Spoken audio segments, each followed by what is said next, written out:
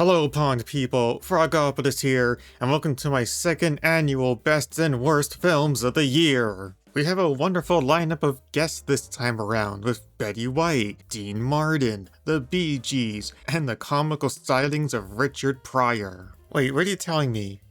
What do you mean they're all dead? What do you mean it's just me and that you're just a figment of my imagination?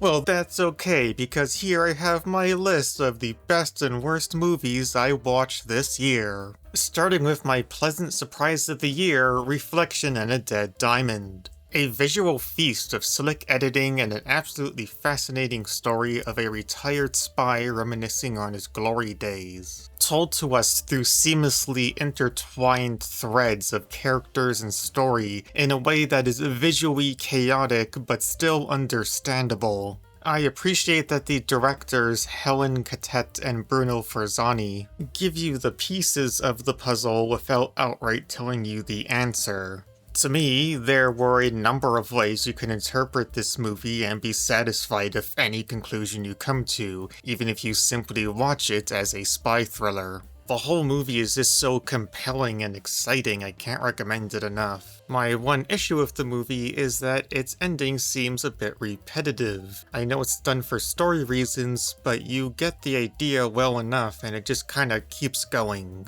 Though this ultimately does not take away from my enjoyment of it.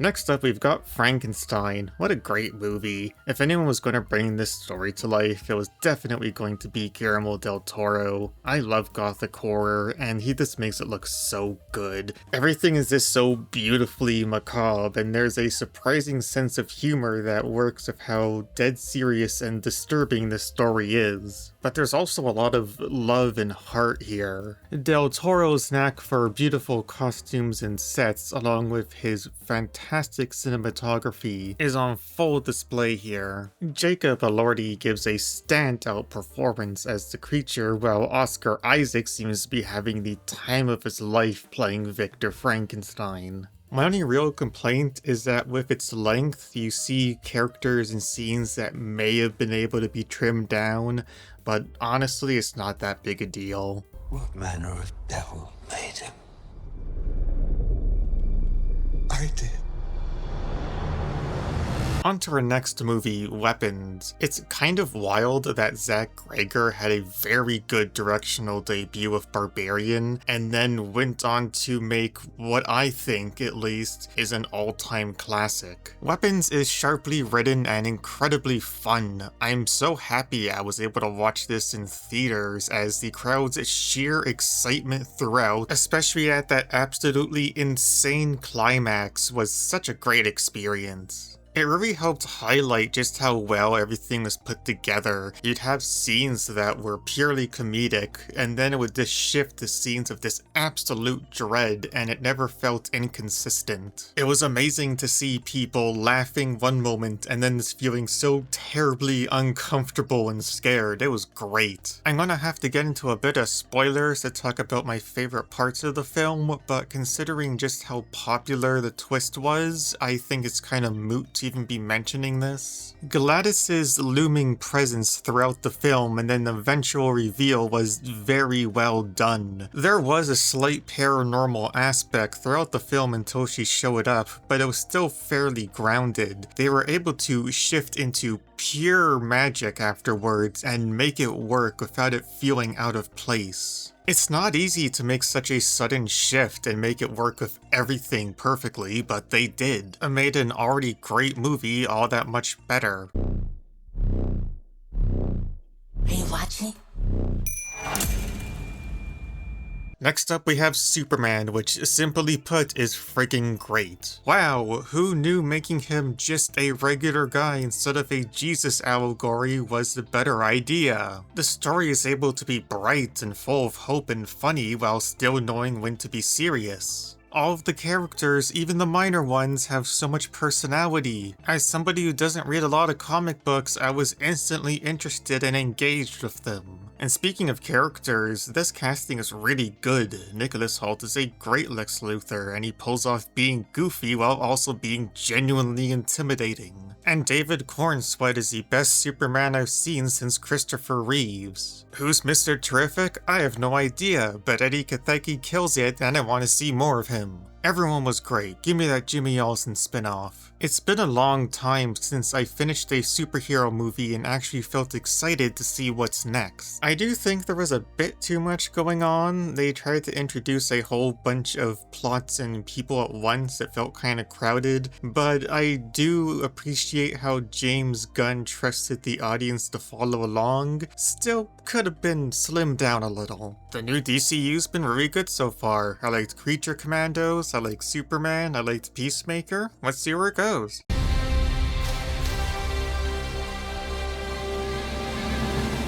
You know what else I saw this year that got me pumped to see more of it? 28 Years Later. Which was a surprise to me because I admittedly have not seen the other two entries. I just thought the trailer looked cool and thought, yeah, sure, I'll check it out. Now, what I wasn't expecting was for this to be an insane and emotional coming-of-age story, along with the editing and visuals to be so crazy, and these alpha-infected that are just hanging dong and running across water at max speed. And then they were able to put in this message of life and death and moving on and the beauty of nature. The whole thing is one hell of an experience, and then they hit you with an ending that completely changes the tone and you just think, what the fuck was that? Did I like it? Did I hate it? I don't know, but I know I'm gonna watch Bone Temple.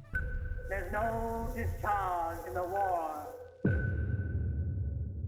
Bring Her Back is a heartbreaking story of loss and grief with great performances and disturbing imagery that, while striking, does not take away from its emotional core. What really helps all of this is the amazing performances. Sally Hawkins, as usual, kills it as Laura. But I really want to highlight how good the child actors are. While Billy Barrett, being the oldest, has been in quite a few things already, Sora Wong, this is her only acting performance, and she does a fantastic job. John Oren Phillips also does a really good job for his age. I know this sounds obvious, but this stuff is really important for a movie that's so emotional, and they nail it. While it is hard to watch at times, I still highly suggest it if this passed you by this year. I'm supposed to report how safe and reliable you are. So stay safe, stay reliable, yeah? Speaking of emotionally devastating, we have Good Boy, a story about a dog's never-ending love for their owner told through the perspective of the dog itself. Indy, unironically, is one of the best actors I've seen this year, and I want to heap praise onto Ben Leonberg for working with Indy to make such an innovative and captivating movie. While its premise does come off as a bit gimmicky, it's very much more than that, and I highly recommend it. Another movie I'd highly recommend is Final Destination Bloodlines, which I made a video about earlier this year and should be showing up right here if I did it properly. This is easily the best entry in the franchise outside of the first two. The opening segment alone is just fantastic. The deaths here are just so creative. They go from insanely intricate to hilariously simple, and it helps that the characters are likable. I like these people. It sucked when they died, but it was still kind of funny. It's also a love letter to the franchise, as it's able to have a bunch of homages that don't seem intrusive, and we get a very heartfelt goodbye for Tony Todd. It's a blast to watch, and I couldn't ask for anything more. I don't have a segue for this one. People die in the last movie, and somebody also dies in this movie. Let's talk about Knives Out. Wake Up Dead Man. I've always loved a good murder mystery, and I owe a lot of that to my mom, who I used to watch Columbo and Murder, She Wrote with when I was a kid. And while I've enjoyed other shows like them over the years, like Monk and Poker Face, nothing quite scratched that itch until I watched the Knives Out. And that was great. great. You had this larger-than-life personality in Benoit Blanc solving murders and the colorful cast of suspects. It was smartly written, funny, and exciting. I had a great time watching it. Then there was Glass Onion, which I liked, but not as much as the first one, but was still a good time. And now we are at Wake Up Dead Man, which I'm happy to say is delightful. I really liked how everything was set up before Benoit Blanc even showed up. Father Judd is a great character, and he has great chemistry with Benoit. He's very likable and sympathetic, but they leave you with just enough room to keep him in mind as a suspect. But I assure you, I will not be getting into spoilers. From here we get another riveting mystery with twists and turns along with some great humor and heart. Though I do have to say that the supporting cast here was the weakest of the 3 entries. Outside of Josh Brolin and Glenn Close, a lot of them just serve their purpose, and they're perfectly fine. We see a lot of the same archetypes you've seen in the other 2 films, so it was pretty hard for them to stand out. Though thankfully the main characters do enough to pick up that weight. In conclusion, give Rian Johnson and Daniel Craig all the money so they can make more of these. I have 30 plus entries. I've watched a lot of movies this year, so I might have to speed through some of these. Also, I have no idea when security's going to show up. I really liked Mickey 17. Bong Joon-ho is able to make a pretty horrifying concept into something that is rather sweet. Robert Pattinson is charming as hell, and I loved watching him play different versions of himself. We also have this great relationship between Mickey and Nasha, which makes this go from a nihilistic film to a film about hope in hopeless times. It's a very pleasant movie to watch. I've also done a review on Mickey 17, which should be linked right up there, which I'm sure I did absolutely correctly like the last one. There are issues though, like the antagonists that are a little too on the nose for my liking. I'm not sure if Ruffalo's performance was either the funniest or worst thing I've seen this year. And its ending went on way longer than it had to. Not Bong Joon-ho's best work, but still absolutely worth checking out.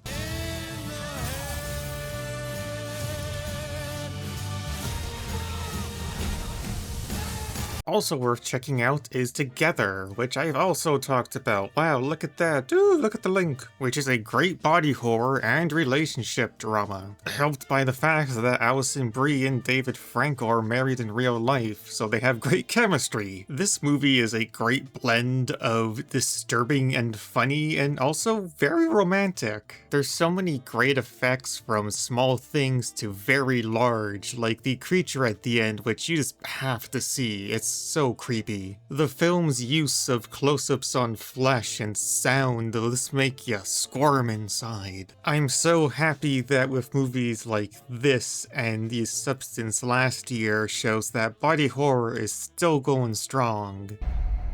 Whiskey for the pain. From one romantic movie to one that is definitely not, we have Companion. A movie that takes a look at abusive relationships and all the different ways it can take form. The general concept of an android that does not know it's an android and fully thinks it's human is disturbing enough. Not for what they are, but for the implications that come with it. So it's kind of surprising that this movie is a very effective dark comedy too. There's a lot of really funny stuff in here. It's able to balance things out without taking away from its honestly depressing subject matter, which is pretty good for one of the guys who helped write Fred 3, Camp Fred. Just relax. Remember to smile and act happy. Next up is Sinners, and I think you get the idea. Link's up there. Sinners is the best vampire movie I've watched in years. Ryan Coogler was able to mix aspects of real history along with vampiric folklore into something that is very good. To this it's helped by the fact that the characters are just so well written and fleshed out. Michael B. Jordan plays twin brothers, and they're both so distinct from each other. Everyone you meet seems like they have a whole history behind them and you want to learn more. We also yet again have a first-time actor absolutely killing it with Miles Catton as Sammy Moore. This whole movie, this has so many talented actors bringing their A-game. And then you have the music and the choreography and the cinematography, and it's amazing. There's this whole sequence around the middle of the movie that is just incredible to look at. And man, these are cool vampires. I like the way their eyes glow. Remy is just such a great antagonist. I also like the hive mind aspect they worked in. It really makes them seem otherworldly. Those are my best movies of 2025, but there's still a lot of really good stuff that came out that I'd like to talk about. But first, I have a special surprise for you. Welcome special guest star Daniel Day-Lewis. Salutations, Frogopolis. Thanks for having me on your wonderful show. What a great set you have here. Let's sit down and talk about movies for a bit. God damn it. Well, that's what I get for buying off-brand.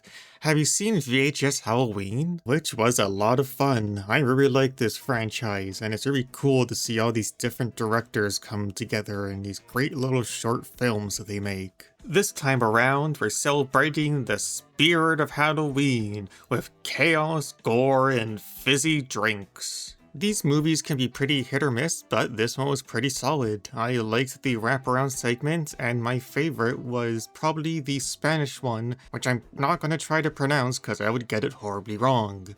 I guess the weakest entry was Fun Size. It was very strange. It looked like they just had a bunch of ideas for sight gags and went with it, which, you know, is fine. It wasn't terrible. I really liked the atmosphere and setting for Coochie Coochie Coo, but it just went on for far too long, and the actors got kind of annoying.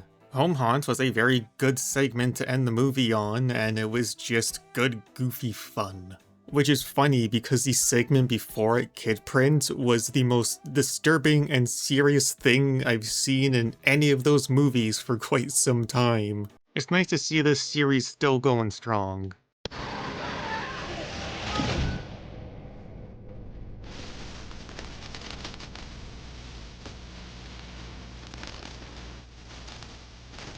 Marshmallow is another pleasant surprise. There's this really good story here about this kid, Morgan, going to summer camp and trying to get over the death of his grandfather, with his nightmares and overactive imagination making up for a lot of the horror. I'm not going to spoil this movie. I want more people to see it. It has a number of twists that I'd rather not give away. Check it out. I know it's on streaming somewhere. I also recommend Novocaine. It's funny that Jack Quad shows up here twice on the list, once playing the evilest motherfucker around, and this time around playing the sweetest little baby boy I've ever seen. This movie has a pretty simple and funny premise. Nathan cannot feel pain. So when the woman he loves gets kidnapped by bank robbers, he goes on a mission to save her. If you wanted to watch Jack Quad get injuries in increasingly horrifying ways, this movie's for you. It's nothing amazing, but it's a good time. It is exactly what you think it's going to be. Just like Death of a Unicorn. Death of a Unicorn is a movie that, despite its premise, was pretty generic. I think a big part of it is the fact that Paul Rudd is yet again playing this dad who wants to get closer to his kids, so they bring him along on a trip and crazy stuff happens. Then there's some melodrama and they argue and there's something they have to overcome, and then they do and live happily ever after, but this time with unicorns. It's a perfectly fine movie. Once again, it says what it says on the box. What you think is going to happen is going to happen. Still, Will Poulter is very funny in this movie. There are some good parts, like when the mom unicorn shows up and this starts fucking shit up. I'd say still worth checking out, just like this next movie, Strange Harvest. So, Strange Harvest came out last year, technically, but it came out to a wider audience this year, so I'm just gonna put it here. I love a good mockumentary, and this one's pretty solid. They give us a mystery that's very compelling to watch. You wanted to see who the heck Mr. Shiny was and if they'd ever actually catch him. The cryptic and random nature of his killings, along with the disturbing imagery that went along with them, were very interesting.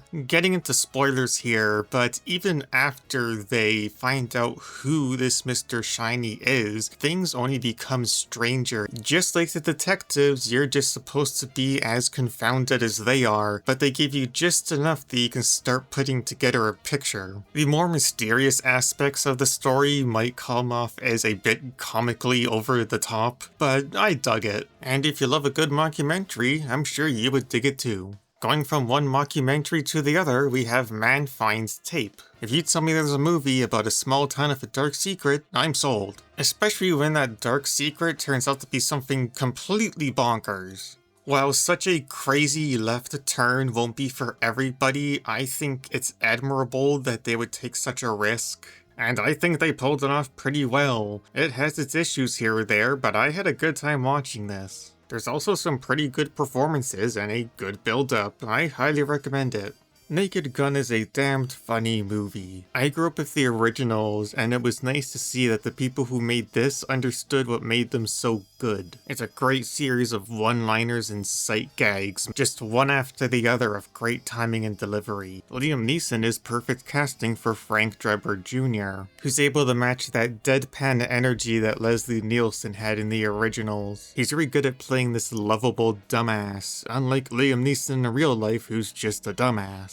And it's also really nice to see Pamela Anderson, who's also very funny here. Looking at this and other entries on the list, it's been a really good year for comedies. Speaking of great comedies, here we've got Osgood Perkins' The Monkey. While the movie is about a cursed toy monkey that kills people in increasingly absurd ways, it really has a message of living life to the fullest that I appreciated. This isn't Osgood's strongest work, but it's certainly very funny and very clever.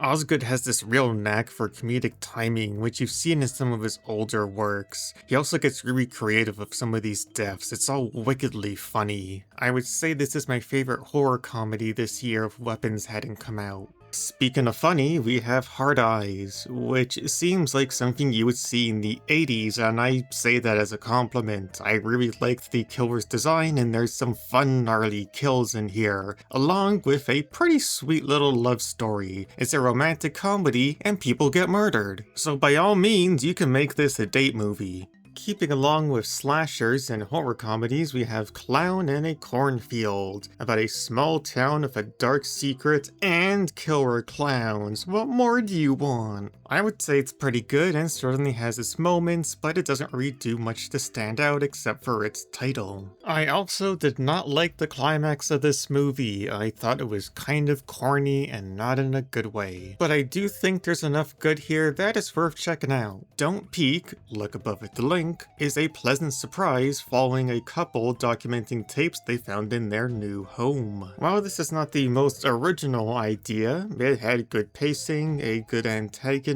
and a twist I genuinely did not see coming. I'm always happy to see found footage done right, and this is definitely one of them. The last entry here for my good movies has seemed to be a bit divisive, and I perfectly understand why. Him. I liked him, even though it is incredibly uneven and the messaging is hilariously on the nose, but it had a vibe to it that I found pretty compelling. It's like I knew what I was watching wasn't great, but I wanted to see where things went, and I don't regret it. I'm not really a sports fan, which I know may surprise many of you, so if I have to watch a sports movie that's about a young man learning about the darker side of the sport he loves, it may as well be artsy-fartsy. In this game, violence is rewarded, so learn to enjoy it. Get your shit together! Hey everyone, I hope you've been having a great time. We're in the final stretch with our average to bad films that came out this year, but first, I would like to treat you all to a bit of music. Unfortunately, I wasn't able to get a musical act to come in, but I do a pretty good cover of Queen's A Crazy Little Thing Called Love. So without further ado, a 1, a 2, a 1, 2, 3, 4, boo, what's that? They'll sue me. They'll sue the bejesus out of me. How did they even? Well, there goes months of guitar practice. It's time for the average and worst of 2025. Ash is unfortunately just not very good. It has a pretty interesting setup with a woman waking up in an abandoned space station and trying to piece together what happened, but doesn't do anything noteworthy with this until maybe the last 20 minutes or so. It doesn't help that when Aaron Paul shows up, it seems like he's sleepwalking through his role, and the actual mystery of what happened on this space station is nothing noteworthy. But we do get some nice visuals here and there, and a very cool looking alien at the end. We next have The Last Cabin, which is actually a solid little micro-budget found footage film. It's about a group of filmmakers stuck in a cabin deep in the woods being terrorized by maniacs. I don't have a lot to say about this one, but sometimes it's nice to just sit down and watch a fun, simple movie. It's a bit rough around the edges, but I had a good time watching it, and if you enjoy indie horror, I think you'd like it too. Keeping with the indie horror, next we have The Household, about a film crew investigating a series of murders that may be connected. It's pretty good for what it is, which I feel I've been saying a lot during this video, though nothing in it warrants the almost 2-hour runtime. I'm not sure what they were thinking. I hate to say, but the movie as a whole is just rather forgettable. Next up we have a film that I kind of hated having to put here, but I had to face the facts. Megan 2.0 was not very good. It's not terrible, I still kind of enjoyed my watch through of it, but it's one of those turn off your brain and have fun films. I kind of understand their thought process of making her like this super anti-hero, but it just doesn't work. I still like Megan as a character, I think they're pretty funny, but she works better as an antagonist. Going back to indie horror, we have Jabberjaw, which is once again an indie found footage. What can I say? I like the genre. And here we have a movie that has a lot of interesting elements, and I think if a bit more work and maybe better acting could have been a good film. I found the overall story of this woman going on a camping trip with her friend to get away from her abusive partner to be fairly well done. It works very well in conjunction with the more paranormal aspects of the story, which is a body snatcher type scenario. The movie certainly has a lot of issues, but I do think there's a lot of good here. I think they put in a good effort. But this doesn't all come together to make a good movie, but it has the bones of one. I would also like to say that our next movie, The Final Frame, is worth checking out, but unfortunately not really. This is one of those movies that you can tell would have worked way better as a short. It kind of gets your attention at the beginning by showing this man silently stalking a woman, and you see how he's able to get into her house and how he generally operates. It's pretty creepy. That invasion of privacy and not knowing what he's planning is very effective. And then nothing really happens for the longest time. He just kind of keeps watching her and the tension just dies. And this isn't helped by the fact that there's very little dialogue throughout all of this. But then we get to the point where something actually happens, and spoilers for The Final Frame, I guess. He has been stalking her because he has suspicions that she is a man-eating shapeshifter, and that the actual woman she's impersonating has been long dead. That would have been pretty cool if this was like 20 minutes instead of over an hour, but by then it was too little too late. Speaking about too little too late, let's talk about Hell House LLC Lineage. This is another example of why changing a film's format can go poorly. Though considering its overall lackluster story, I don't think it would have made much of a difference. And it sucks because I've liked a couple of the movies in this franchise, and I think the overall story they've been telling has been pretty interesting, but there's nothing of interest here. It did have some moments, but I can't see a fan being satisfied by this, let alone a casual viewer. Speaking of unsatisfying, let's talk about Bloat, a Screen Life movie about the mythological Kappa from Japanese lore. Done very poorly. There's a reason this made my bad movie iceberg. Much like whatever research they did for how to make a Screen Life movie, they probably put in the same amount of effort on what the Kappa legend actually is. The basic ideas are there, but you just kind of wonder why they went with it to begin with, since it's so underwhelming. Like, they skimmed the Wikipedia page and were just like, oh yeah, let's have one of the kids act weird and start eating cucumbers. It's just terrible. Just like our next movie, Run. Hey look, another movie off my bad movie iceberg. And hey, I didn't plan this out, there was just some really bad movies in 2025. All you really have to know is that Run is a movie about a group of people staying inside a house while there's an alien invasion, and the rules around these aliens constantly changes and nothing makes sense. For example, they tell us very specifically that the only way to ward them off is with LED lights from your phone, and that you can also shoot them in the head. These goddamn brilliant aliens are somehow able to just cut all the power all over the world so they can no longer be affected by the lights because that's how it works, don't ask questions. And despite the fact that you can shoot them in the head to kill them, the military just couldn't do this. They've lost. It's all over. You don't actually see any of this happen, of course, that's not in the budget, so you just see them learn all of this through little snippets of news through their phone. Like, the president's just like, well, it's all over. We've got to do strikes on all the major cities to kill them. It's the only way. And you're not going to believe this, but after everyone else is dead and it's just our final girl, she's able to take out one of the aliens by shooting it in the head. The writing sucks, the acting sucks, the VFX look like a sci-fi film from 2010, and it doesn't even give us the courtesy of being fun to watch. But that's not the worst movie I watched that came out this year, and I'm pretty sure you all know what it is. It's been everybody's worst movie of the year. Everybody and their mothers have talked about this. The absolute worst movie to come out in 2025 is War of the Worlds. This is an all-timer for crap, and I'm still convinced that this is the joke being played on us by Ice Cube and everyone else. Like, he got some friends together during lockdown and they decided to screw around and make this. I don't know what to say that hasn't been said. Like, seriously, just look at this picture. How can we not say this is the worst movie of the year?